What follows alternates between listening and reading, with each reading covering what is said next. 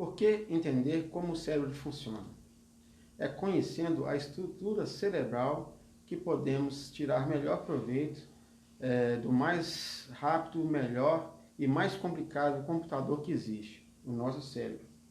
Quando nascemos, não recebemos manual. É como se tivéssemos uma Ferrari e não soubéssemos dirigir e nem qual combustível colocar. Para debater sobre esse assunto, estou aqui com o Wagner. Olá, amigos. Gratidão pela sua atenção e interesse pelo assunto. Obrigado também pelo espaço. Mas antes de entrar no assunto, gostaria de pedir a sua ajuda e a sua participação, sugerindo temas de seu interesse aqui nos comentários, para que possamos fazer vídeos cada vez mais interessantes para vocês. Além do assunto de hoje, temos no canal vários vídeos voltados para o crescimento pessoal, o funcionamento da mente e das emoções. Tudo que existe no mundo existiu primeiramente na mente de alguém. Filmes, livros, músicas, pinturas e tudo mais. Todas as nossas emoções, memórias, sentimentos, costumes, crenças, hábitos e valores são produzidos ou processados pelo nosso cérebro. É no cérebro humano que são processados os cheiros, sons, gostos, imagens, sensações e etc. É devido ao bom funcionamento do cérebro que torna possível a vida e a constante evolução. Perfeito. Para conhecer melhor a si mesmo e as outras pessoas, e também para melhorar a sua relação consigo mesmo e com o mundo. É importante entender essa estrutura fascinante que é o nosso sistema nervoso. A começar por uma célula, essa estrutura chamada neurônio,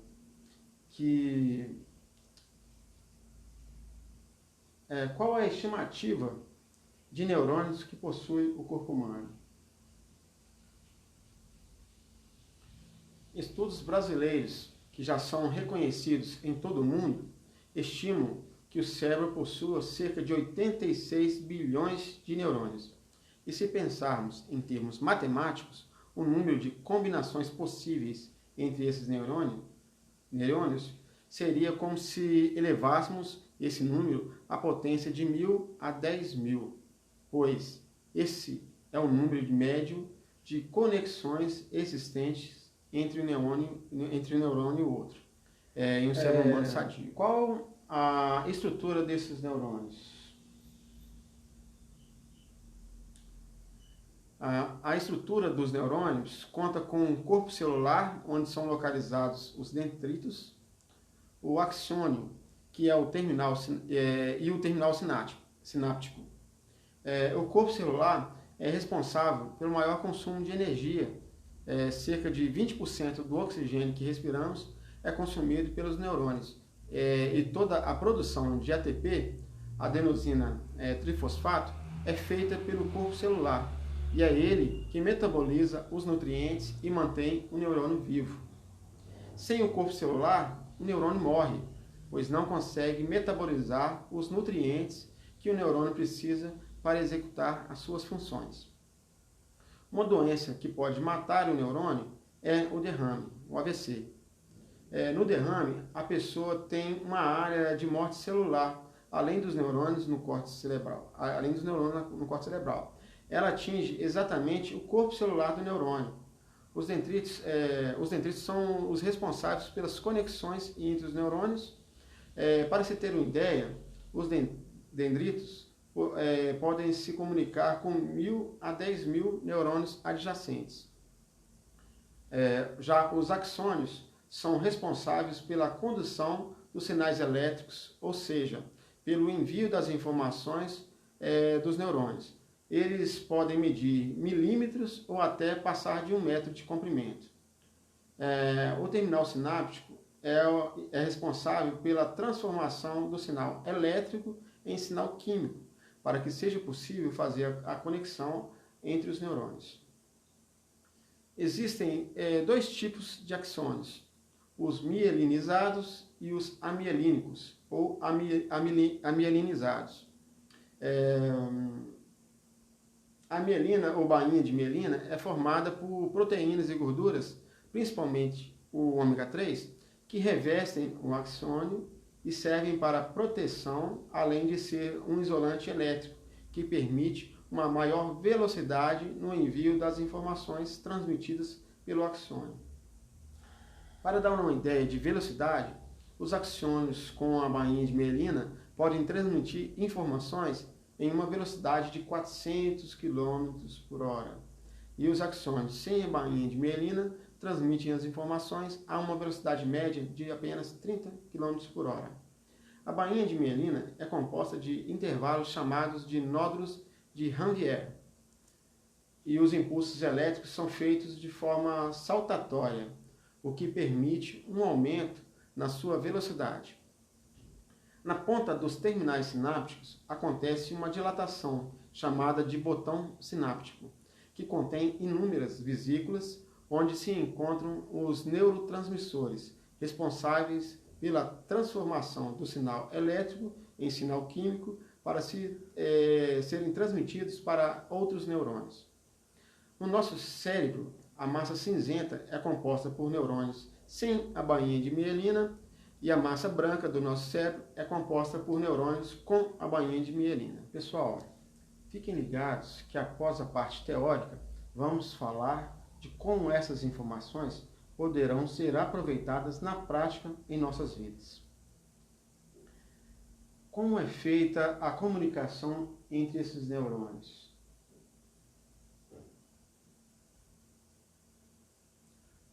A maior parte das sinapses que ocorre entre os neurônios são sinapses químicas, mas existem também sinapses elétricas. As sinapses químicas são feitas basicamente por substâncias como os hormônios, neurohormônios, neurotransmissores e os neuromoduladores. Essas substâncias agem de forma a excitar ou inibir a membrana dos dendritos. Algumas substâncias podem provocar mais disparos elétricos e outras podem inibir esses disparos elétricos dos dendritos. Quais os tipos de conexões sinápticas podem existir?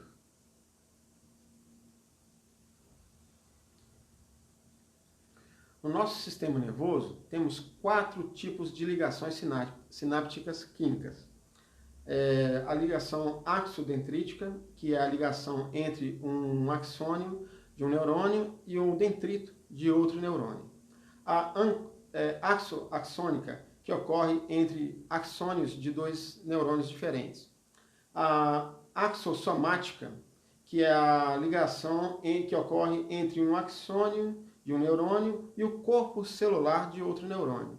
E tem também a dendrodendrítica, que é a ligação entre os dendritos de um neurônio com os dendritos de outro neurônio. Já as sinapses elétricas ocorrem por junções comunicantes ou junções gap, que permitem livre fluxo de íons de um neurônio para o outro nos 2 lados das membranas dos neurônios. E, diferentemente das sinapses químicas, elas ocorrem em ambos os sentidos. Outra diferença é que as sinapses elétricas existe o contato de um neurônio com o outro. O primeiro neurônio é chamado de pré-sináptico e o segundo neurônio de pós-sináptico. Quais as principais substâncias que compõem essas sinapses químicas?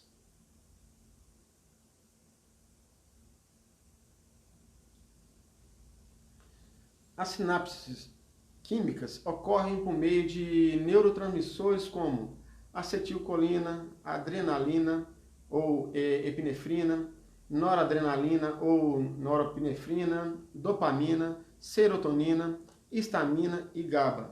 Todas essas substâncias são neurotransmissores responsáveis pela comunicação entre os neurônios pré-sinápticos com os neurônios pós-sinápticos. Veja aqui no canal vídeos sobre cada um desses neurotransmissores. Nesse tipo de comunicação, os neurônios não se tocam. Ela acontece por sinapses ou fendas sinápticas, que são espaços microscópicos que existem entre os neurônios. A comunicação de neurônios pode variar de indivíduo para indivíduo. Existem estudos que trazem a informação de que os homens possuem mais neurônios que as mulheres, mas essa informação é totalmente irrelevante, pois não é a quantidade de neurônios que importa, e sim a quantidade de conexões que são feitas entre esses neurônios. O que podemos fazer para melhorar essas conexões entre os neurônios? Aprender novas habilidades, como estudar música, seja tocando instrumentos, cantando, produzindo, compondo. Estudar um novo idioma. Se você já sabe 2 idiomas, terá mais facilidade para aprender um terceiro idioma, e assim por diante. Exercícios físicos, pois existe uma relação direta entre fazer exercícios, principalmente os aeróbicos, com o aumento da oxigenação e fluxo sanguíneo para o cérebro, e também um aumento de conexões neurais. Ouvi falar também de neurônios espelhos. O que são eles?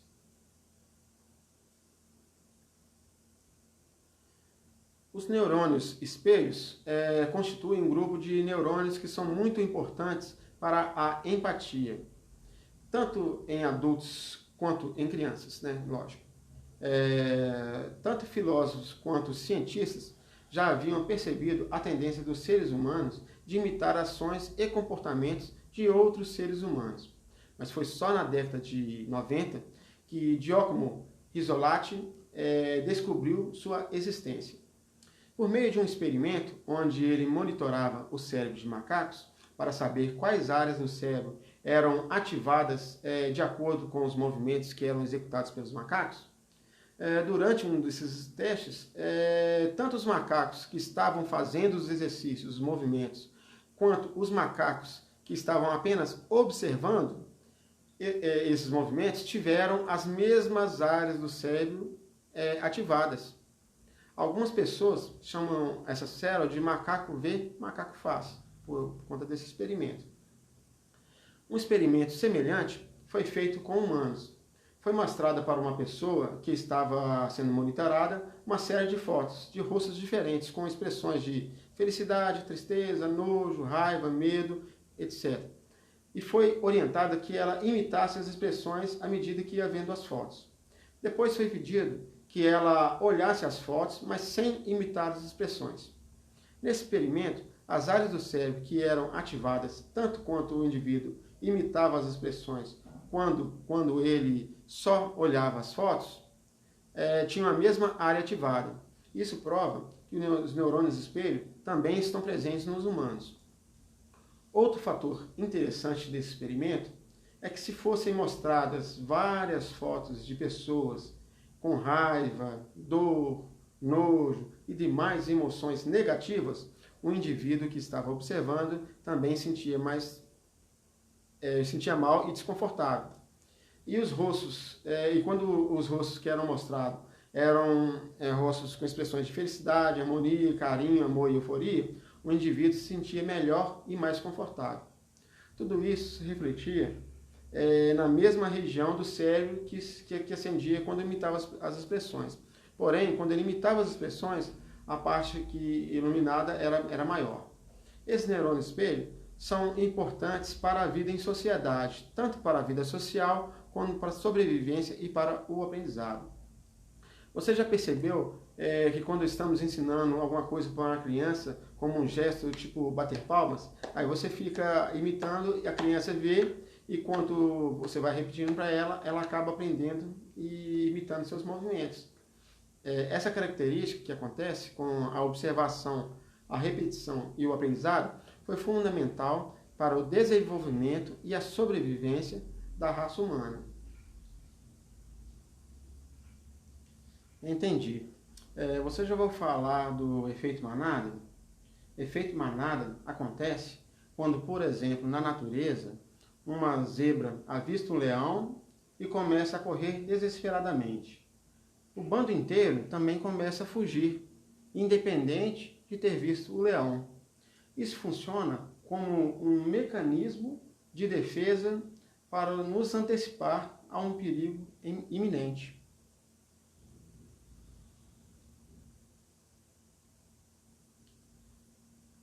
É exatamente isso. Esse efeito também pode ser observado nas pegadinhas que circulam pela internet, onde um grupo de atores começa a correr e todos na rua começam a correr também, sem nem saber o que está acontecendo. Esse efeito acontece também com o bocejo. Muitos dizem que o bocejo é contagioso. Muitas pessoas, ao verem uma pessoa bocejando, acabam bocejando num espaço entre até 5 minutos. Vocês perceberam o bocejo proposital do nosso amigo aqui. Pode ser que inconscientemente vocês tiveram vontade também de bocejar. Os neurônios espelhos desempenham um papel importantíssimo, pois quando exercitamos a empatia, podemos perceber como a pessoa está se sentindo, podemos nos conectar, aprender com o outro, podemos amar e nos ligar ao outro. A empatia é um dos traços mais finos da nossa mente e influencia em grande parte as nossas emoções. Verdade. Por isso que ficamos tensos ao ver um jogo de futebol ou emocionados quando vemos um filme, uma novela e também com notícias de coisas que acontecem no Brasil e no mundo. A propósito, comente aqui embaixo se você também bocejou. A ativação desses neurônios espelhos pode ser menor em pessoas com aspecto autista. Já é conhecido que as pessoas com espectro autista são extremamente inteligentes, mas possuem um déficit de interação social. Mas esse assunto é mais extenso e fica para um outro vídeo. Além dos neurônios,